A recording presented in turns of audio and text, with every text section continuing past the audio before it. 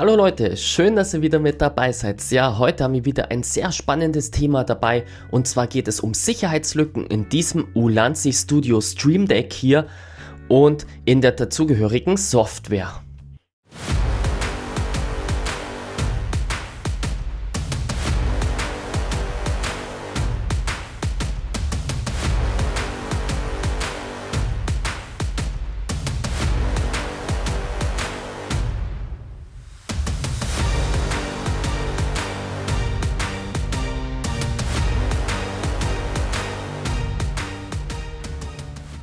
Ja, wir werden uns hier bei diesem Stream Deck von Ulanzi insgesamt 3 verschiedene Sicherheitslücken anschauen. Ich zeige euch die nacheinander. Es geht einmal um eine Root-Lücke direkt im Gerät. Wir werden da ein paar ganz interessante Sachen uns auf dem Gerät anschauen.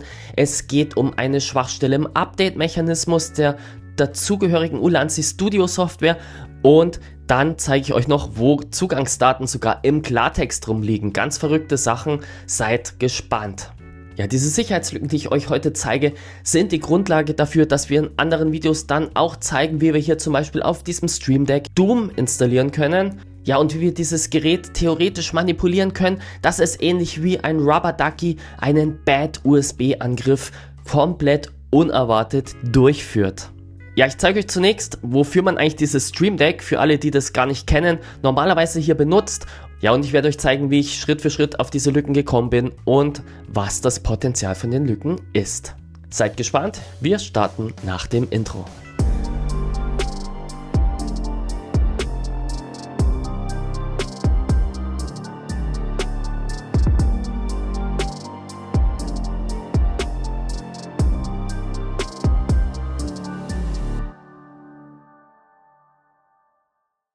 Ja, heute, wie gesagt, tolles Thema, Sicherheitslücken auf diesem Ulanzi Studio Stream Deck. Und für alle, die es noch gar nicht wissen, was so ein Stream Deck eigentlich ist und kann, da schauen wir jetzt mal kurz rein, was man damit normalerweise so tut, wenn man es nicht gerade hackt. Ja, wir schauen uns heute das Ulanzi Studio hier an. Mit dem Ulanzi Studio bietet Ulanzi eine Art Low-Budget-Lösung für das bekannte Elgato Stream Deck. Stream Deck sind diese Tastatureingabegeräte, mit denen wir hier Shortcuts auf unserem Rechner ausführen können, nicht zu verwechseln mit dem Stream Deck von Valve, der Spielkonsole. Ja, das Ulanzi Studio hier gibt es schon für knapp 30 € auf AliExpress, wenn es im Angebot ist, ansonsten für Amazon zwischen 50 und 60 €.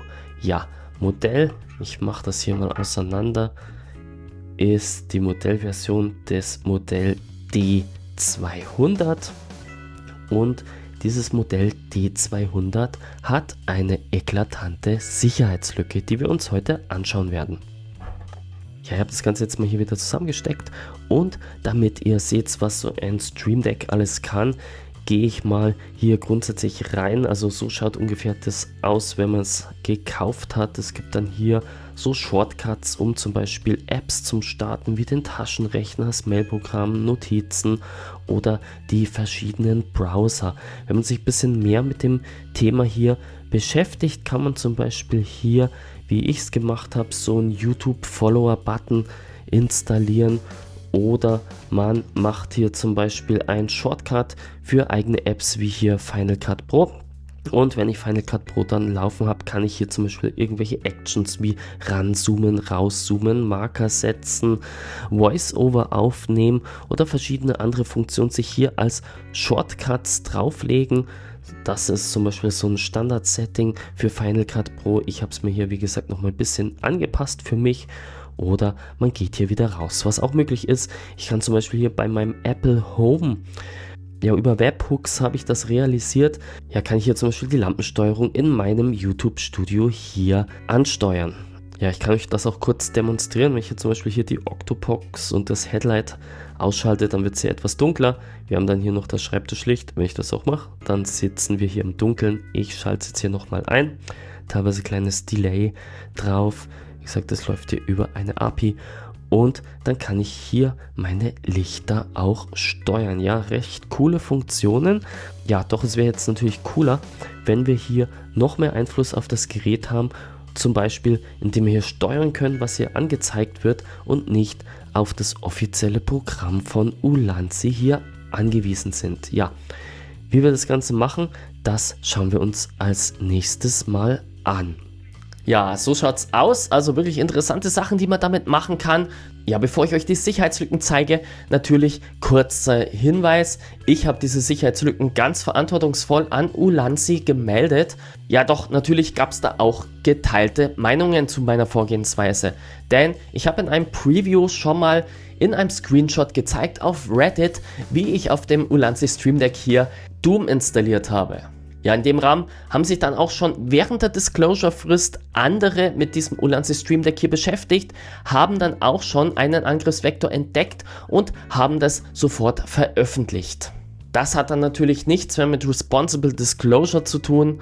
Ja, und die waren dann auch gar nicht so damit einverstanden, als ich sie darauf hingewiesen habe, dass hier momentan auch noch aktiv eine Sicherheitsmeldung bei Ulanzi läuft und dass sie damit nicht gerade positiv im Rahmen der Security Community handeln. Ja, andere wiederum haben mir dann vorgeworfen, ich würde hier die wirklich coole Funktionalität von Home Assistant töten wollen. Aber das stimmt gar nicht, denn Ulanzi bietet für das Stream Deck hier eine offizielle API, mit dem ich das Gerät auch in Home Assistant einbinden kann. Das hat nichts grundsätzlich mit dieser Sicherheitslücke zu tun, von dem her dieser Angriff, da ändert auch hier die Sicherheitslücke nichts daran, beziehungsweise auch wenn diese Sicherheitslücke geschlossen werden würde, würde immer noch die entsprechende Funktionalität hier bestehen bleiben. Noch eine Meinung aus der Community war: Was reg ich mich überhaupt auf? Denn unsere erste Sicherheitslücke ist ein Root-Zugriff. Wenn ich dieses Gerät hier gekauft habe, dann erwarten viele es, dass ich dann mit dem Gerät machen kann, was ich möchte. Ob ein Root-Zugriff auch wirklich immer gut ist, das sei mal dahingestellt. Ja, doch Schluss mit dem ganzen Gequatsche. Wir starten mit der ersten Sicherheitslücke und zwar dem spannendsten Thema, dem Root-Zugriff auf das Ulanzi Studio Deck. Ja, die Frage, die sich jetzt viele stellen werden, ist, wie bin ich drauf gekommen, dass dieses Gerät hier eine Sicherheitslücke hat? Dazu muss ich hier noch ein zweites Gerät mit dazu nehmen, und zwar dieses Smartphone von Samsung. Ja, in vielen meiner früheren Videos habe ich hier ein Screen Capture von dem Samsung-Telefon gemacht. Dabei habe ich die Android Debug Bridge genutzt, kurz ADB. Mittels ADB kann ich hier ein Screen Capture auch mittels WLAN ganz drahtlos realisieren. Ja, bei Verbindungsversuchen mit der ADB-Schnittstelle hier mit diesem Samsung-Gerät habe ich plötzlich Probleme gehabt, seitdem ich das Ulanzi Studio im Einsatz hatte. Ja, und ich habe mir die Frage gestellt, warum kann ich mich hier nicht mehr mit der ADB Bridge verbinden? Ja, die Lösung war folgende, und zwar tut das Ulanzi Studio selber eine ADB-Schnittstelle anbieten. Somit hatte ich hier zwei ADB-Schnittstellen auf meinem Gerät und ich habe mir das Ganze mal angeschaut, ob denn diese ADB-Schnittstelle genauso viele Funktionen wie hier so ein Android-Gerät mit sich bringt. Ja, hier im Terminalfenster kann ich euch mal zeigen, was ich eigentlich immer gemacht habe, um die Bildschirmspiegelung auf meinem Smartphone drahtlos zu realisieren. Und zwar bin ich da immer in ADB reingegangen, habe da den TCP/IP-Modus ausgewählt und habe das Ganze auf 4x5 durchgeschliffen. Ja, doch seit ich das Ulanzi Stream Deck im Einsatz hatte, ging es nicht mehr. Er hat mir plötzlich gesagt, ja, ich habe hier mehr als ein Gerät angeschlossen. Ich habe mir gedacht, das gibt's ja gar nicht. Ich habe ja nur das eine Samsung-Telefon wie immer angeschlossen. Dazu, um dem Ganzen auf den Grund zu gehen, kann man hier mal auch unter ADB schauen. Da gibt es ja verschiedenste Commands, die man hier ausprobieren kann. Aber das Command, was uns hier weiterhilft, ist das ADB Devices Command, und mit minus kleinem l kann ich mir die verbundenen Geräte anzeigen lassen. Und da habe ich festgestellt, hey, Moment mal, hier sind ja zwei Geräte miteinander verbunden. Wir haben ja zum einen das Samsung-Gerät, das ist ja das, was ich eigentlich erwartet hätte. Und wir haben gleichzeitig hier noch ein Nexus 4. Nexus ist ja eigentlich die Smartphone-Reihe von Google. Die hatten ja immer diese Nexus-Reihe, die war vor den Pixel-Phones. Und ja, ich hatte zum Beispiel auch dieses Nexus 7 Tablet, das war eigentlich ganz cool, das hatte damals schon einen wahnsinnig guten Bildschirm. Ja, und hier gibt sich ein Gerät, das Nexus 4 aus, und das hat mich wahnsinnig stutzig gemacht. Ja, der Witz an der Sache, dass wir jetzt hier diesen ADB-Port haben, ist, dass wir jetzt hier mit ADB und -S das Device auswählen können. Ich markiere mir das Ganze mal hier und setze das an der Stelle ein, dass wir uns hier mit dem Nexus 4 Modell verbinden wollen. Und das Einfachste, was wir jetzt hier machen können, ist über ADB eine Shell aufrufen, und wenn ich jetzt Enter drücke, peng! Wir haben eine Root Shell auf diesem Build-Root-System, und dieses System ist nichts anderes als wie unser Ulanzi Studio. Wer es nicht glaubt, ich kann jetzt hier mit ID mal die User-ID, und wir sehen, wir sind hier tatsächlich User 0 Root. Brutal. Ja, kleines Comment, große Wirkung, und ja, einfach ein Root-Zugang über ADB hier publishen. Das ist schon ein eklatantes Sicherheitsrisiko, ob das Gerät einem gehört oder nicht. Ja, wir können uns hier mal weiter umschauen. Mittels LS kann ich hier mal die Verzeichnisse anschauen lassen, und wir sehen hier die typischen Linux-Dateisysteme. Was ganz interessant ist, ist dann das User-Verzeichnis bzw. das User-Data-Verzeichnis, aber da schauen wir dann nochmal rein. Ja, denn wir möchten uns hier mal anschauen, was wir hier überhaupt vorliegen haben. Mittels cat und proc CPU-Info können wir mal schauen, ob wir hier mehr Infos zur CPU finden. Und was wir hier sehen, wir haben hier 0123, also 4 physische Rechenkerne, ARM V7 Prozessor. Ja, was wir jetzt hier noch mal machen können, ist, ich kopiere das Comment mal rein mit cat proc meminfo. Ja, was wir sehen, das System hat insgesamt 121 Megabyte Speicher, ist jetzt nicht allzu viel. Ja, wir können jetzt noch mal schauen, von den 118 Megabyte sind es genau umgerechnet, oder 118,5 sind 38 belegt, 31 frei, und der größte Teil wandert hier auch noch in eine Cache-Partition. Die ist sehr dynamisch, die kann auch wieder freigemacht werden, sodass sich effektiv hier 72 Megabyte noch tatsächlich an nutzbaren Speicher für uns ergeben. Ja, wenn wir jetzt mal schauen, was jetzt hier für ein Linux tatsächlich drauf ist, mit uname-a für all. Ja, wir sehen hier den Linux Build-Root, und wenn wir hier nochmal ein bisschen genauere Infos dazu ermitteln wollen, schauen wir hier nochmal mit cat unter etc os-release, und vielleicht bringt uns das noch ein bisschen weiter.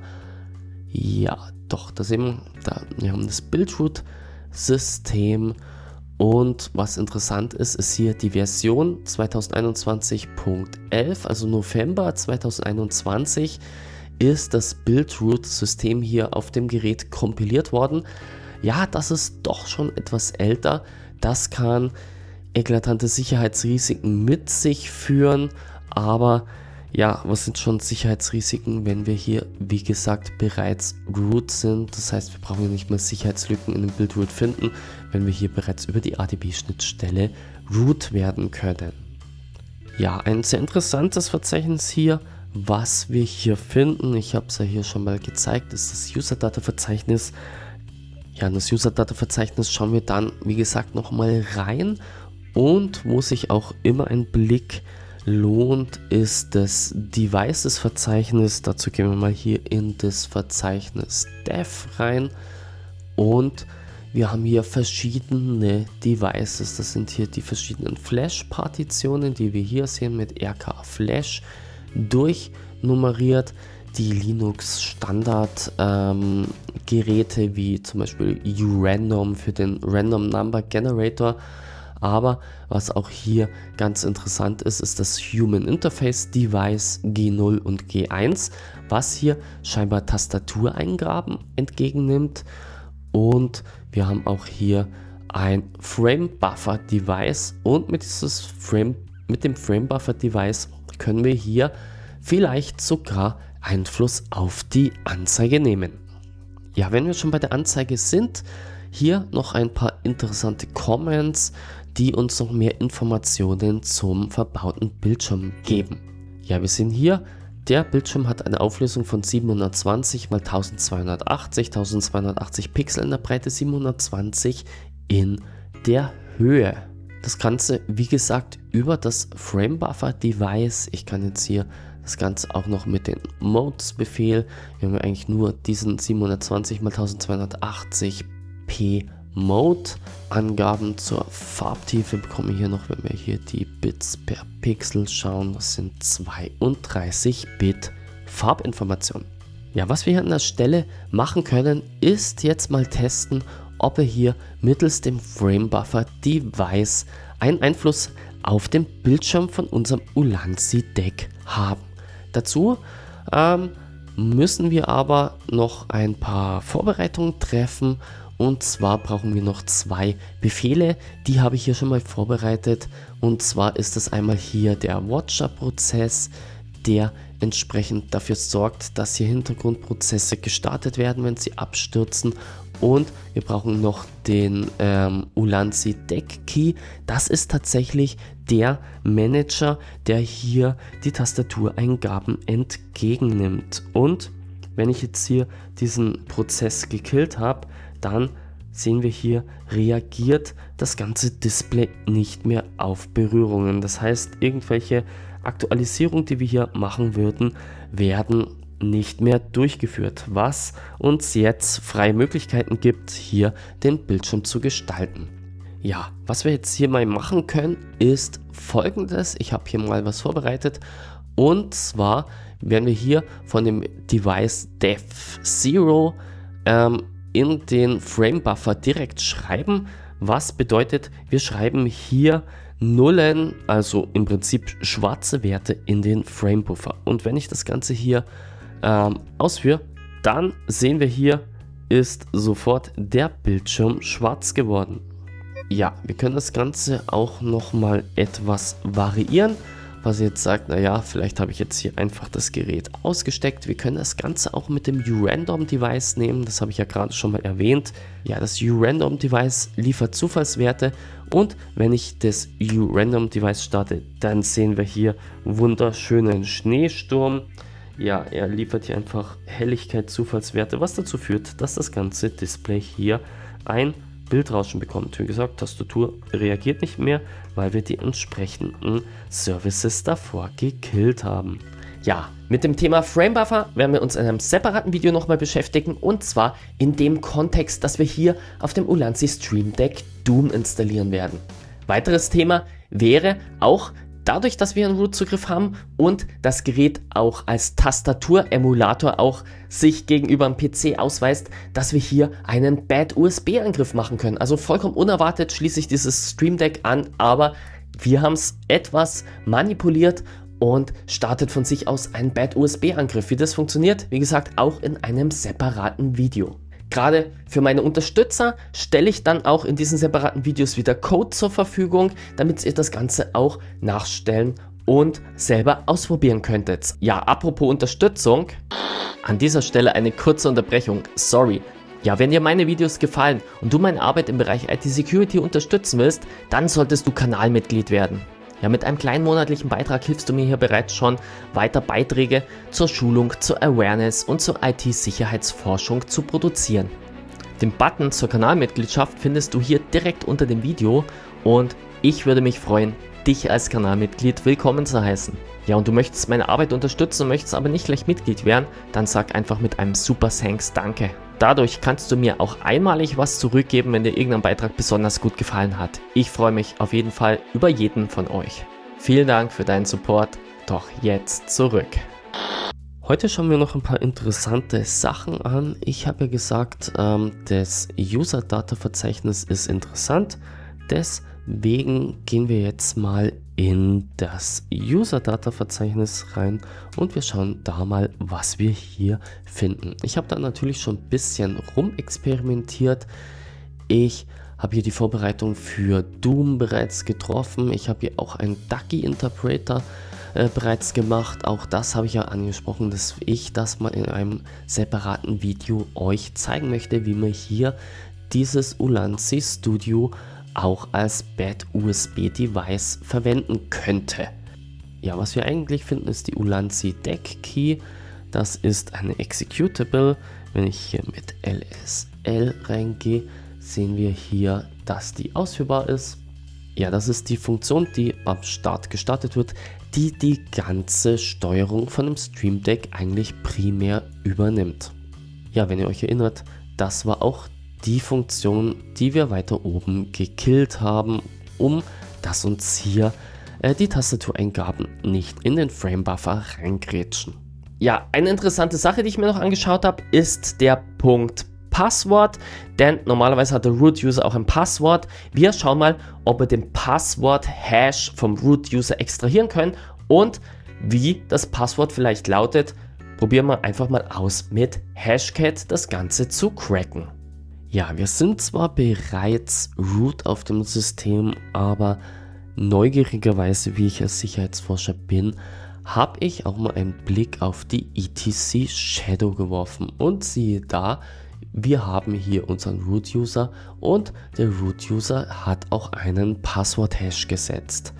Ja, diesen Passwort-Hash hier, den können wir uns jetzt hier auch mal kopieren und wir können hier mal versuchen, diesen Passwort-Hash mit Hashcat zurückzurechnen, um zu schauen, welches super sichere Root-Passwort hier Ulanzi für diesen Root-User, ja, wo wir hier nicht mal ja eine Anmeldung über ADB brauchen, aber wenn wir eine Anmeldung brauchen würden, hier nutzen müssten.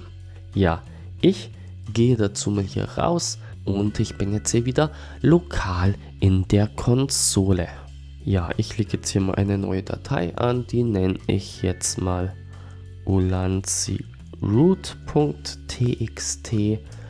und wenn ich die jetzt mal editiere, kopiere ich mir jetzt hier einfach mal diesen Hash rein.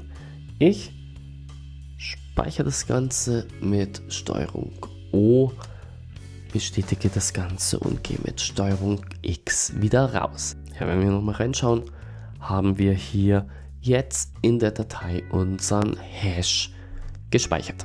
Ja, was wir hier als nächstes brauchen, ist natürlich Hashcat. Hashcat habe ich hier schon mal vorbereitet und wir werden jetzt hier mit Hashcat versuchen, den Hash vom Ulanzi Studio Root User zu cracken. Ja, um den Hash zu cracken, brauchen wir erstmal den Hash-Typ. Den habe ich schon mal für euch rausgesucht. Den müsste man erstmal ermitteln. Das ist in unserem Fall der Typ 7400 und wir probieren hier mal mit der Konfiguration. Das sollte relativ gut hinhauen und dem Ganzen übergeben wir hier die Datei ulanzi root.txt. Ich drücke auf Enter und Hashcat wird gestartet. Ja, wir schauen uns das Ganze mal an. Hashcat ist hier, ja, wow, nur eine Sekunde gelaufen. Ja, nur eine Sekunde gelaufen, weil er hat meinen Hash bereits im Pod-File gefunden.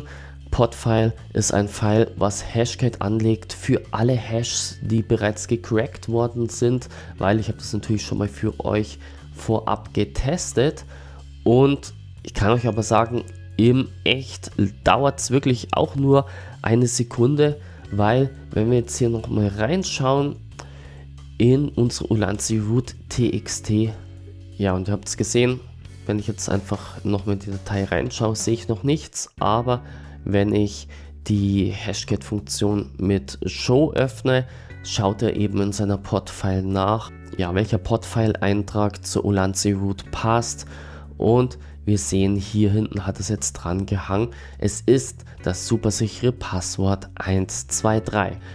Ja, das bedeutet, selbst wenn wir hier nicht mittels direkten ADB-Root-Zugriff drauf zugreifen könnten und wir hätten einen alternativen Weg, könnten wir uns, wenn wir nach dem Root-Prompt gefragt werden, mit 123 als Root-User anmelden.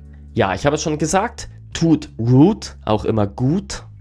Wenn wir uns das Ganze mal im Bereich des Smartphones betrachten, dann ist ein geroutetes Smartphone heutzutage ein extremes Sicherheitsrisiko, denn auf einem gerouteten Smartphone kann ich nicht mehr sicherstellen, dass die Sicherheitsfunktionen vollständig sind. Ja, und ich kann mir dadurch einen Angriffsvektor, zum Beispiel wenn ich das Gerät für Online-Banking oder für elektronische Wallets und Co. verwende, ja ein Sicherheitsrisiko einfahren.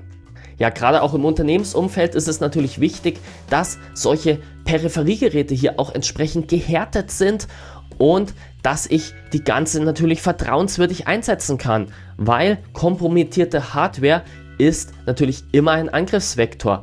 Ich werde auch mal ein Video veröffentlichen, wie allein ein Logitech-Präsenter, der eigentlich nichts weiter tut, als wie hier in Präsentationen hin und her zu klicken. Allein, dass ich so einen Präsenter angesteckt habe an einem Rechner, zu einem erheblichen Sicherheitsrisiko für ein Unternehmen führen kann. Ja, diesen Angriff auf den Präsenter mache ich dann auch in Kooperation mit dem Flipper Zero hier. Also wenn es euch interessiert, lasst einen Kommentar dazu da. Dann würde ich auch dieses Video zeitnah mal mit einplanen. Ja, doch jetzt genug mit der Hardware. Jetzt haben wir die Hardware analysiert. Jetzt schauen wir mal in die Softwarekomponente von dem Ulanzi Studio rein und wir schauen mal, was sich hier auch noch für zusätzliche Schwachstellen auftun. Ja, Ulanzi liefert hier mit dem Ulanzi Studio, mit der Ulanzi Studio Software hier eine Software aus, die hier zur Steuerung von unserem Stream Deck verwendet wird. Hier sehen wir auch, dass unser Deck verbunden ist und wir sehen hier auch die gleichen Funktionen, die wir hier gerade auch live gesehen haben. Ich kann das hier tatsächlich sogar steuern. Wenn ich hier einen Doppelklick drauf mache, kann ich hier die gleichen Bedienelemente anzeigen, die wir uns auch gerade hier live angeschaut haben, und ich kann ja auch wieder zurückgehen. Ja, diese Software verfügt über einen integrierten Update-Mechanismus. Ja, ich habe herausgefunden, dass der Update-Mechanismus entgegen allen Regeln der IT-Sicherheit mittels einer ungeschützten HTTP-Kommunikation mit dem Update-Surfer funktioniert. Um euch mal zu zeigen, wie so ein Update-Aufruf aus der Anwendung funktioniert, habe ich hier mal etwas vorbereitet, und zwar nutzen wir dazu curl und mit einem curl-Request an diese IP-Adresse mit /deck/software, OS ist in meinem Fall Mac OS und der aktuellen Version 2.0.18, die ich hier installiert habe, und ich schicke das Ganze mal weg, sehen wir hier als JSON-Rückmeldung, ja, wir haben hier bereits ein Update, was notwendig ist, mit Prioritätslevel 2 auf die Version 3.0.16 mittlerweile, und die Download-URL ist nachfolgende und das führt zu einer Package-Datei. Wenn ich jetzt hier dem Update schon nachgekommen wäre und ich hätte hier schon die aktuelle Version, dazu tue ich das Ganze mal hier auf die 3.0.16, dann hätten wir hier als Request bekommen, ja, wir brauchen kein Update, die Version ist quasi so wie sie ist in Ordnung und wir haben auch die ganzen anderen Werte nicht gefüllt. Angenommen, ein Man-in-the-Middle-Angreifer würde jetzt hier diesen Request abfangen, ja, dann könnte hier zum Beispiel mittels eines Man-in-the-Middle-Proxys hier eine Fake-URL auf eine Package-Datei mitliefern, in welcher ich unter Umständen Schadsoftware mitliefere. Ich kann hier auch noch die entsprechenden Anzeigetexte anpassen und dann erscheint auch hier, wenn ich nach Updates suche, eine entsprechende Hinweismeldung. Ja, wir können das Ganze hier auch mal gegenprüfen, indem ich jetzt hier mal die Einstellung öffne und auf Update prüfen gehe, und das sehen wir hier im Prinzip genau diese Informationen, die ich hier über den curl-Abruf zurückgeliefert bekommen habe. Wie gesagt, das ist eine eklatante Sicherheitslücke, die für Man-in-the-Middle-Angreifer diese Software für eine Kompromittierung des Update-Weges anfällig macht. Ja, für alle, die es nachprobieren wollen, auch, ich habe einen Man-in-the-Middle-Proxy aufgesetzt, habe dann den Update-Prozess gestartet, habe dann festgestellt in Wireshark, dass der Traffic hier nicht verschlüsselt ist und habe dann entsprechend hier mit die Anfragen manipulativ gearbeitet und habe es dann auch hingebracht, dem Update-Programm hier einen manipulierten Download unterzuschieben. Ja, merke, wenn wir hier sicherheitsrelevante Maßnahmen durchführen, dann immer mit einer verschlüsselten Verbindung arbeiten, am besten noch Zertifikatspinning, dass auch hier kein Man-in-the-Middle-Angreifer in diesen vertrauenswürdigen Kanal reingreifen kann. Wir hatten ja, glaube ich, auch das Thema vor kurzem mal bei 7-Zip, wo der Update-Mechanismus auch angreifbar war. Ja, also in dem Sinne ein klassischer, alter, bekannter Angriffsvektor. Ja, und noch eine Schwachstelle möchte ich euch zeigen und dazu werden wir nochmal in das Dateisystem abtauchen und schauen, wo hier die Ulanzi Studio Software ihre vertrauenswürdigen Dateien ablegt und wir werden eine kleine Überraschung erleben. Ja, als ich dann mit Ulanzi Studio hier ein bisschen rumexperimentiert habe, bin ich noch auf eine weitere Schwachstelle gestoßen und zwar kann ich ja hier bei Icons auch Icons von lokalen Datei auswählen oder über die Icon-Bibliothek und diese Icons der Icon-Bibliothek, da habe ich mir ja eigene angelegt, die ich dann hier für meine individuellen Sets nutze. Ich habe mir dann angeschaut, wo denn diese Icons tatsächlich gespeichert werden. Ja, dazu schauen wir auf dem Mac in den Application Support Folder und da gibt es den Ulanzi Ordner. Im Ulanzi Ordner finden wir den Ulanzi Deck Ordner und dort haben wir den Icons-Ordner, wo wir dann hier unter Individual die verschiedenen Icons ablegen können, die dann hier in diesem Auswahlkatalog dadurch automatisch erscheinen. Ja, und während ich mir hier so die Dateien in diesem Ordner angeschaut habe, ist mir eine User-JSON ins Auge gefallen und ich spare es euch jetzt hier diese Datei zu zeigen. Dort liegen die Benutzerdaten im Klartext vor. Ja, und zwar diese Userdaten, die wir hier oben beim angemeldeten User finden. Wow. Ja, das ist schon echt heiß hier, dass hier kein sicheres Passwortverfahren genutzt wird, sondern hier die Zugangsdaten im Klartext liegen. Natürlich der Wahnsinn, wenn das hier ein Passwort ist, was man vielleicht auch für andere Dienste nutzt und jemand hier Zugriff drauf erlangt. Ja, Klartext-Zugangsdaten ablegen, das sollte im Jahr 2026 eigentlich nicht mehr vorkommen. Das ist schon wirklich echt krass. Ja, ich habe es euch ja am Anfang vom Video schon mal gesagt, ich habe diese Schwachstellen hier vertrauenswürdig an Ulanzi gemeldet, doch ja, die Rückantwort von Ulanzi war sehr ernüchternd, denn es gab gar keine. Ich habe 2 verschiedene E-Mails an 2 verschiedene Ansprechpartner bei Ulanzi geschickt und habe zudem auch noch im offiziellen Ulanzi Support Forum hier einen Hinweis gebracht, dass man sich doch bitte mit mir in Verbindung setzen soll, doch ich habe wirklich keine Infos bekommen. Ja, nachdem die 90 Tage Disclosure Frist schon ein Weilchen abgelaufen ist, mittlerweile schon haben wir hier plus 5 Monate drüber, zum Jahreswechsel 25/26 war diese Frist abgelaufen, habe ich mich jetzt hier auch entschlossen, mit etwas Verspätung, ich hätte das Video eigentlich eher geplant, hier diese Sicherheitslücken für euch zu veröffentlichen. Andere hatten schon, wie gesagt, nicht so vertrauensvoll gehandelt, haben dann hier schon den ein oder anderen Hinweis vorab veröffentlicht, ist im Bereich der Security Community normal nicht so gern gesehen.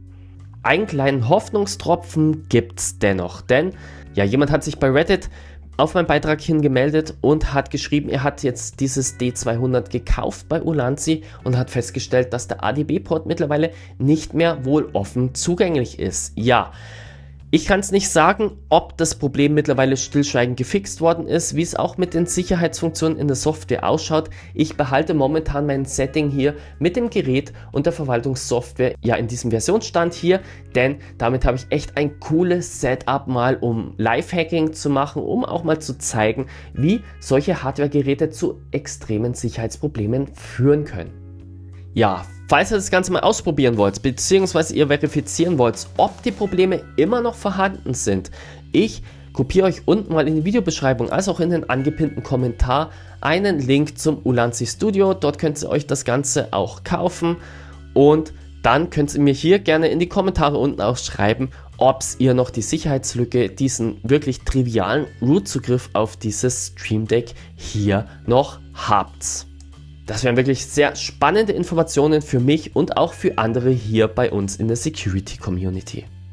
Ja, wenn ihr das Video zu Doom auf dem Ulanzi Studio sehen wollt und auch schauen wollt, was für Risiken hier ein Bad USB-Angriff macht, lasst sofort ein Like und ein Abo da und auch die Glocke drücken nicht vergessen, dann werdet ihr auch informiert, wenn ich hier die neuen Videos rund um die IT-Security für euch veröffentliche. Ja, mich freut es, wenn es auch euch gefallen hat. In diesem Sinne bin ich ganz fest der Meinung, dass ihr auch beim nächsten Video wieder mit dabei sein werdet. Macht's gut, ciao, euer Raik.